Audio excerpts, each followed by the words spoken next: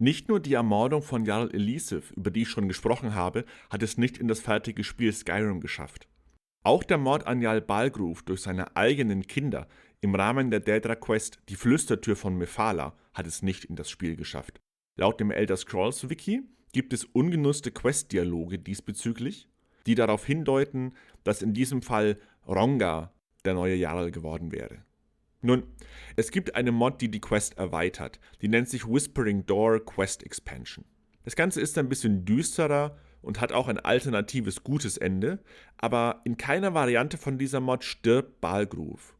Man kann Balgruuf natürlich einfach auf einem anderen Weg töten, separat von der Quest. Und wenn man das vor dem Bürgerkrieg macht, sprechen Tullius und Ulfric tatsächlich auch von Jarl Ronga. Aber weder Ronga selbst noch zum Beispiel die Wachen haben neue Gesprächsoptionen. Außerdem heißt auch Ronga nicht Jarl Ronga und sitzt auch nicht auf seinem Thron, zumindest nicht nach der Quest Nachricht an Weißlauf. Und das Blödeste, mit Balgruuf tot startet die Schlacht von Weißlauf nicht.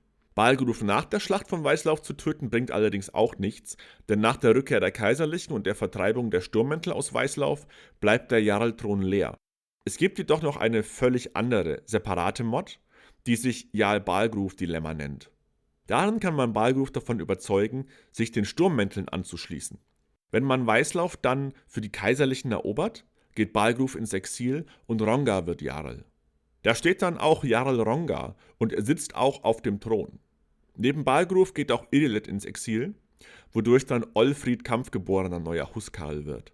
Neue Gesprächsoptionen hat Olfried als Huskarl jedoch nicht. Genauso wenig wie Ronga oder die Wachen. Auf der anderen Seite, Jarl Ronga ist zwar nicht in der Botschaft der Talmor und auch nicht bei den Friedensverhandlungen in Hochrodgar dabei, die ganze Quest um Oderwin ist jedoch komplett mit ihm und auch komplett vertont, wobei Olfried nicht dabei ist. Es gibt auch noch eine Erweiterung der Mod, die Serious Civil War Consequences for Balgruuf heißt. Auch hier wird Ronga zum neuen Jarl, aber sein Huskarl ist in diesem Fall Idolaf Kampfgeborener. Auch hier gibt es leider keine neuen Dialoge, nicht bei Idolaf, nicht bei den Wachen und auch nicht bei Ronga. Was die Botschaft der Talmor und die Friedensverhandlungen angeht, bleibt alles gleich, aber dieses Mal ist auch Idolaf bei Oderwin dabei, hat allerdings keine vertonten Dialoge.